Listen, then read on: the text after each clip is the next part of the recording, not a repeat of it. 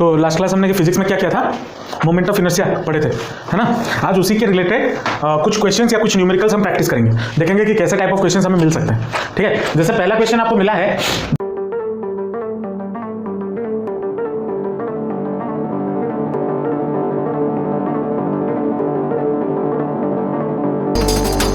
three mass points m1, m2 and m3 are located at the vertices of an equilateral triangle of length a। मतलब हमारे पास क्या है, एक triangle है और इक्विलेटरल है, इक्विलेटरल a है, मतलब सारा साइड क्या होगा, सेम होगा, इक्वल होगा, और साइड का लेंथ कितना गिवन है a, और 3 mass points are located at the vertices, मतलब 3 पॉइंट पे उसके वर्टिसेस, तीनों वर्टिसेस पे कुछ मासेस लोकेटेड है, मान लो m1, m2 एंड m3। ठीक है, पूछा क्या है, what is the moment of inertia of the system about an axis, about an axis, ये एक्सिस कहां पे है वो समझना जरूरी है, about an axis along the altitude of the triangle passing through m1। Altitude का मतलब क्या होता है, हाँ, तो हमारा जो एक्सिस होगा वो कैसा होगा, कुछ ऐसा होगा, और इक्विलेटरल ट्राइंगल में जब ऑल्टीट्यूड कट करता है दो एक साइड को, तो वो क्या करता है, किस हिसाब से कट करता है, दो इक्वल पार्ट में कट करता है, मतलब ये हो जाएगा a/2 और ये हो जाएगा a/2, होगा या नहीं होगा। अब हमें क्या बोला है, इसके अक्रॉस, इस एक्सिस या इस ऑल्टीट्यूड के अक्रॉस इस तीनों मासेस का या टोटल सिस्टम का मोमेंट ऑफ इनर्शिया निकालना है। तो I इक्वल टू हमारा क्या हो जाएगा, फॉर्मूला क्या है, m1r1 का स्क्वायर प्लस m2r2 का स्क्वायर प्लस m3r3 का स्क्वायर, होगा या नहीं होगा। अब m1 के लिए r कितना हो जाएगा, m1 के लिए r1 कितना होगा, बॉडी रखा कहां गया है, m1 है कहां, इस एक्सिस के ऊपर। r बेसिकली क्या होता है, जिस एक्सिस से आप मोमेंट ऑफ इनर्शिया निकाल रहे हो उस एक्सिस से उस मास का डिस्टेंस, तो इस एक्सिस से इस मास का डिस्टेंस कितना है, 0, तो r1 आपका हो जाएगा 0, that will B m1 into 0 का square plus m2 into r2 कितना हो जाएगा,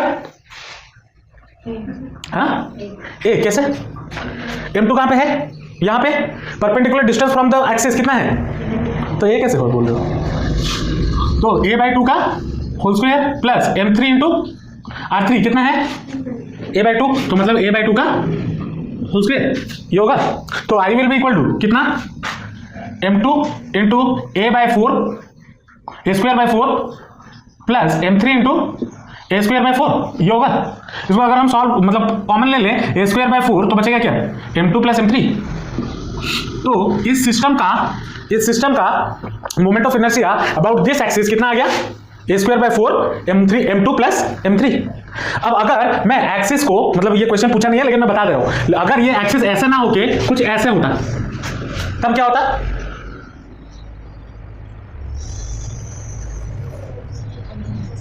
सुनाई नहीं दे रहा, m1 प्लस m3 हो जाएगा इसकी जगह पे, m2 की जगह पे। और अगर हमारा एक्सिस कुछ ऐसा होता,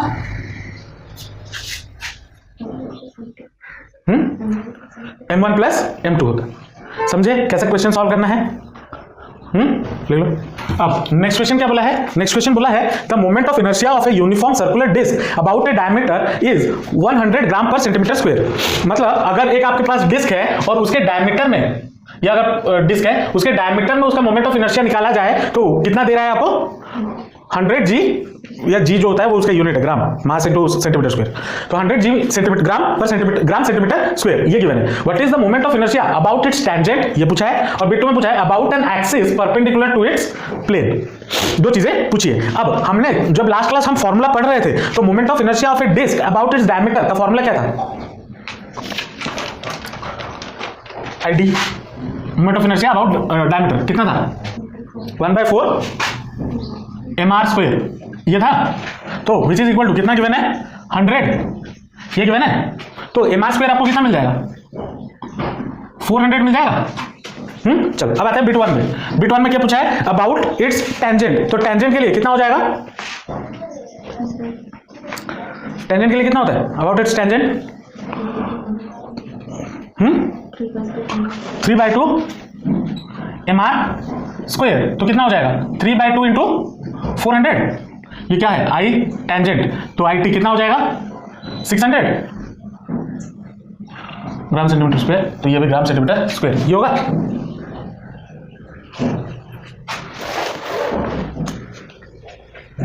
उसके बाद नेक्स्ट क्या पूछा है, about an axis perpendicular to the plane, तो कितना होगा about an axis perpendicular to the plane, मतलब अगर ये हमारा डिस्क है, या अगर हमारा डिस्क है परपेंडिकुलर टू द प्लेन, तो क्या होगा?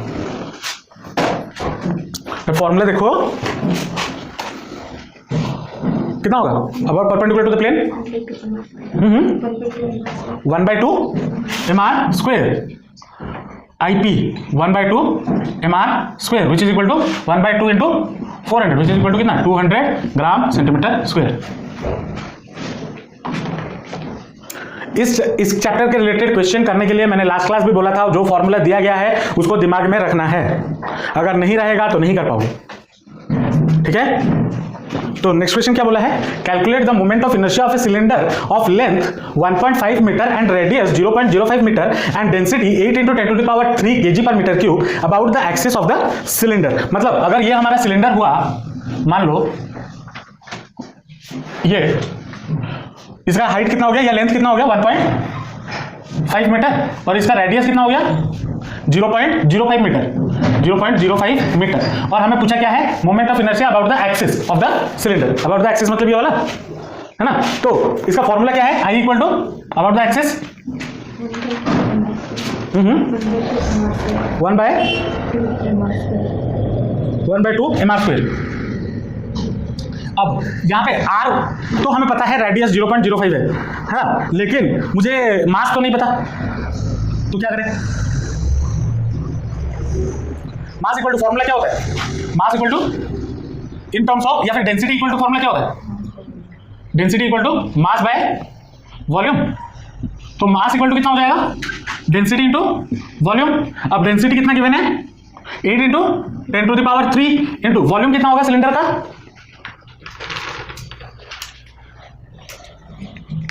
वॉल्यूम ऑफ सिलेंडर याद नहीं है?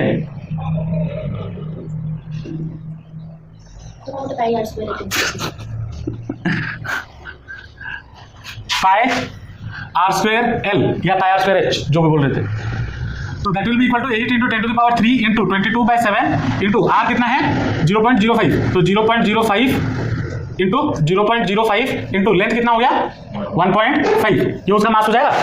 अब इसमें वैल्यूज डाल देते हैं तो कितना हो जाएगा 1/2 डिवीजन में डाल दो, मास कितना हो गया इतना, मतलब 8 × 10⁻³ इंटू ऊपर आ जाएगा 22 इंटू 0.05 इंटू 0.05 इंटू 1.5 और नीचे आ जाएगा आपका 7 और ऊपर और क्या r स्क्वायर मतलब इंटू और 0.05 इंटू 0.05 कितना हो जाएगा,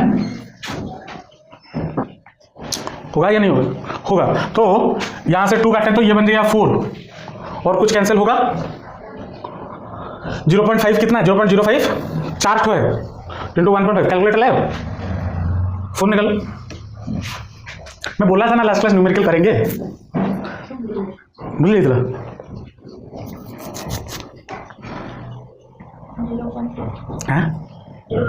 क्या 0.2 सारा मल्टीप्लाई करो କେତେ थर करछ मैंने 0.05 इंटू 4 करछ। अबे 0.05 चारि थर मल्टीप्लाई हेची इंटू 4 हे भगवान मतलब मैंने कैलकुलेटर दे देली भूल करियो तुम इसको सॉल्व करो। ये लगभग आपका आएगा 0.117 kg metre cube metre square कितना है। नेक्स्ट क्वेश्चन क्या बोला है calculate the moment of inertia of Earth about its diameter taking it to be a sphere of इतना केजी एंड डायमीटर ऑफ इतना। मतलब यहाँ पे सब कुछ दे दिया है, बस फॉर्मूला पुट करना है और निकालना है। अर्थ हमारा किस शेप का है, हाँ किस शेप का है, अरे स्फीयर है, अरे मान के चलो स्फीयर। एप्पल को भी तो हम स्फीयर ही मान के चलेंगे, ऑरेंज को भी तो स्फीयर ही मान के चलोगे रफली, है ना। तो फिजिक्स की फॉर्म में अब अगर तुम उतना थोड़ा थोड़ा चीजें देखोगे तो कभी कैलकुलेट ही नहीं कर पाओगे इस लेवल पे। हालांकि वो भी छोटा छोटा चीजें देखा जाता है और बहुत सारी चीजें होती है, लेकिन इस लेवल पे फिजिक्स को समझने के लिए हमें स्फीयर को मानना पड़ेगा। तो स्फीयर के डायमीटर में अगर एक्सिस पास करता है तो मोमेंट ऑफ इनर्शिया का फॉर्मूला क्या होता है, I = 2/5 mr स्क्वायर। अच्छा अर्थ जो है वो सॉलिड स्फीयर है या हॉलो स्फीयर है, सॉलिड स्फीयर है ना पक्का, या हॉलो है, सॉलिड है तो चलो तो हॉलो स्फीयर का फॉर्मूला डाल दो फिर। तो 2/5 इंटू मास हो गया 10⁻25 और ये रेडियस होगा ना, रेडियस गिरेगा ना, और हम यहाँ पे क्या गिवन है डायमीटर गिवन है, तो that will be equal to कितना 12800/2 का होल स्क्वायर ये होगा। स्क्वायर भी करना छोड़ देते। 6.00 स्क्वायर लिखले होगा। हाँ हवा किसी असुविधा नहीं। এটা কথা তাকে সলভ করলে তোমাকে মিলবে 1.64 × 10⁻38 kg kilometre square kg metre square sorry metre square. तो बाद वाला क्वेश्चन क्या बोला है, a wheel is rotating at a rate of 1000 rpm and its kinetic energy is 10⁻6 joule. Determine the moment of inertia of the wheel about its axis of rotation.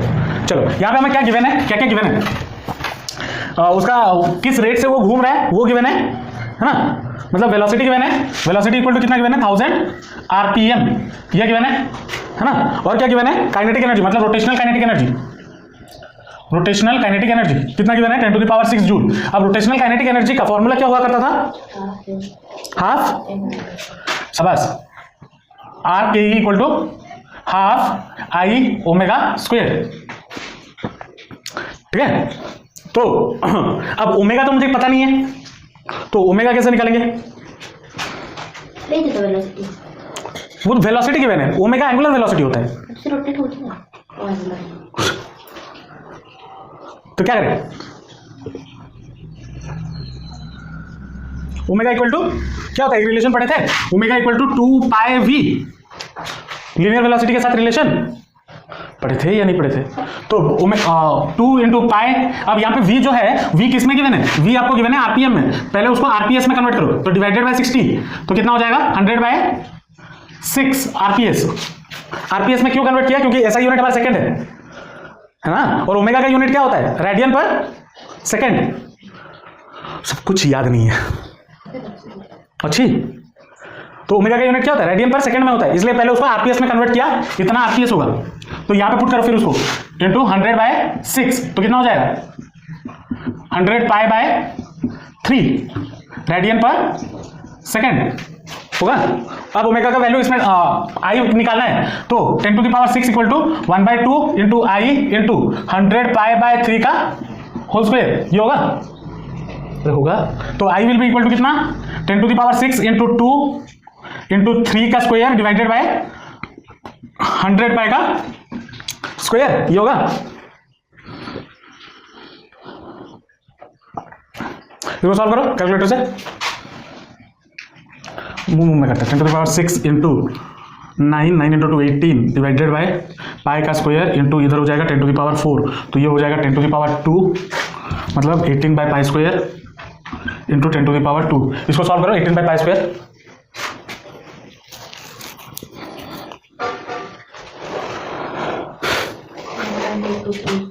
One 1.823 into 10⁻2 मतलब 182.3 कितना unit, कैसा unit में ले रहे हैं तो KG metre square लिख लो। Calculate the kinetic energy of rotation of a circular disc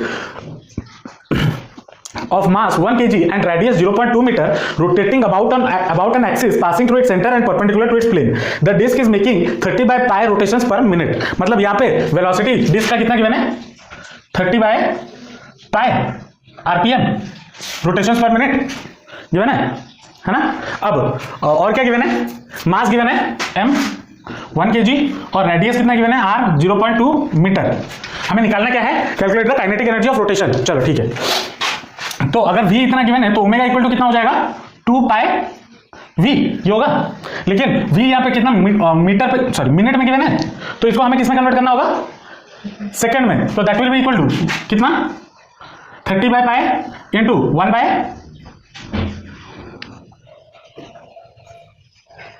into 1/, कितना 60 ये होगा, तो ये कितना हो जाएगा 1/2π ये हो जाएगा आरपीएस, ये बन गया। अब यहाँ पे वैल्यूज पुट कर दो, तो omega will be equal to 2 into pi into V की जगह पे 1/2π, तो pi gets cancel, 2 gets cancel, तो बचा कितना 1 रेडियन पर सेकंड। तो आई हमारा कितना हो जाएगा, किसके लिए है सर्कुलर डिस्क, तो आई के लिए आई कितना होता है सर्कुलर डिस्क का about its centre and perpendicular to its plane कितना होता है 1/2 mr²। Which is equal to कितना 1/2 इंटू मास हो गया 1 इंटू रेडियस कितना हो गया 0.2 मतलब 0.2 2/10 इंटू 2/10 ये हो गया। तो 2 से 2 gets cancelled that will be 2/100 which is equal to 0.02 कितना kg मीटर स्क्वायर। ये हमें आई मिल गया, लेकिन हमें आई तक सिर्फ नहीं निकालना है, हमें क्या निकालना है रोटेशनल काइनेटिक एनर्जी। तो कितना हो जाएगा रोटेशनल काइनेटिक एनर्जी,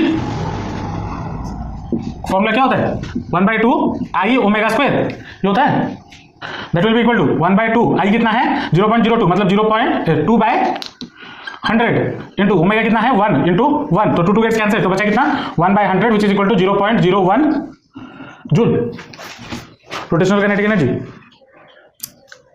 आसान है, बस फॉर्मूला डालना है और करना है, put the formula get the answer, ऐसा टाइप का क्वेश्चन है। बस क्वेश्चन को समझना है, क्या गिवन है लिखना है, एसआई यूनिट को कन्वर्ट करना है, सॉल्व करना है, और अगर पहले से एसआई यूनिट में गिवन है तो बस डायरेक्ट वैल्यू पुट करना है और कुछ नहीं, बहुत ही आसान है। नेक्स्ट क्वेश्चन क्या बोला है, calculate the rotational kinetic energy of the earth about its own axis और mass of the earth given है, radius of the earth given है। तो कितना हो जाएगा रोटेशनल काइनेटिक एनर्जी पूछा है, रोटेशनल काइनेटिक एनर्जी कितना होगा 1/2 इंटू आई इंटू ओमेगा स्क्वायर ये होता है ना रोटेशनल काइनेटिक एनर्जी, या नहीं होता। आई तो हमें मिल जाएगा, चलो mass of the earth given है, radius of the earth given है और वो एक स्फीयर है तो आई कितना हो जाएगा, I will be moment of inertia of Earth कितना हो जाएगा 2 बाय अभी किया थे 2/5 into 6 into 10 to the power 24 into 6400 into 6400 कितना होगा moment of inertia of Earth. लेकिन अब ओमेगा भी निकालना है तो ओमेगा कितना हो जाएगा angular velocity of the Earth, omega equal to क्या होता है ओमेगा इक्वल टू हमारे पास एक फॉर्मूला है 2π अपॉन टाइम पीरियड, ये होता है या नहीं होता। और अर्थ को एक रोटेशन कंप्लीट करने में कितना टाइम लगता है, हाँ एक दिन। उतना डिटेल में कहा जा रहे हो, तुम्हें कैलकुलेशन को इजी करना है या और कॉम्प्लिकेटेड करना है, इजी करना है ना, और फिर आप कॉम्प्लिकेटेड डेटा डालोगे और बोलोगे कि फिजिक्स डिफिकल्ट है। टाइम हमारा कितना दिन लगता है अर्थ को एक चक्कर काटने में, एक दिन, और एक दिन मान लो 24 आवर्स में कितना सेकंड होगा तो 2π डिवाइडेड बाय 24 इंटू 60 इंटू 60 इतना सेकंड होगा, ओमेगा का वैल्यू ये होगा, बस सारा वैल्यू पुट कर दो तो half into 2/5 into 6 into 10 to the power 24 into 6400 into 6400 और नीचे डिवाइड में क्या क्या आ जाएगा, ऊपर और एक 2π भी आ जाएगा और नीचे आ जाएगा इंटू 24 इंटू 60 इंटू 60 2 से 2 गेट्स कैंसिल 6 से ये कटा तो 10 तो 0 से 0 भी काट लिए और कहा 24 से और कुछ कटेगा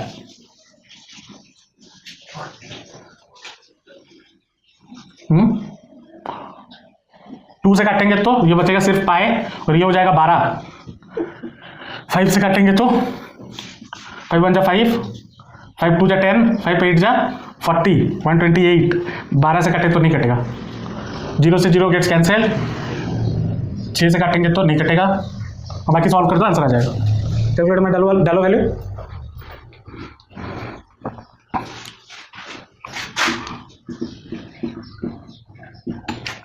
कितना आंसर आएगा 2.6 into 10 to the power 29 joule. Next question क्या बोला है, a uniform circular disc of mass m is set rolling on a smooth horizontal table with a uniform linear velocity v, find the total kinetic energy of the disc. कैसे निकालें, क्या बोला है, uniform circular disc of mass m is set rolling on a smooth horizontal table, मतलब एक अगर table है और ये डिस्क है वो ऐसे घूम रहा है, मतलब ऐसे चक्कर काट के घूम रहा है, ठीक है, और पूछा है smooth horizontal table with a uniform velocity v, find the total kinetic energy of the disc. तो टोटल काइनेटिक एनर्जी निकालने के लिए मुझे क्या करना होगा, total kinetic energy equal to एक तो rotational kinetic energy plus translational kinetic energy, ये दोनों को ऐड करना होगा, है ना, इन दोनों को ऐड करना होगा, rotational kinetic energy plus translational kinetic energy. अब तो रोटेशनल काइनेटिक एनर्जी किसका कितना हो जाएगा, आर के कितना हो जाएगा 1/2 आई इंटू ओमेगा स्क्वायर ये हो जाएगा, और आई इक्वल टू फॉर्मूला क्या है डिस्क के लिए, जब वो घूम रहा होगा मतलब उसके सेंटर से वो फिक्स्ड होगा तभी घूम रहा होगा, तो इसका एक्सिस का अक्रॉस मोमेंट ऑफ इनर्शिया कितना होता है 1/2 M R square m into R square, I इतना हो गया, और ओमेगा कितना हो जाएगा v इक्वल टू फॉर्मूला क्या होता है, v equal to R omega, ये हमने रोटेशनल मोशन में पढ़ा हुआ था।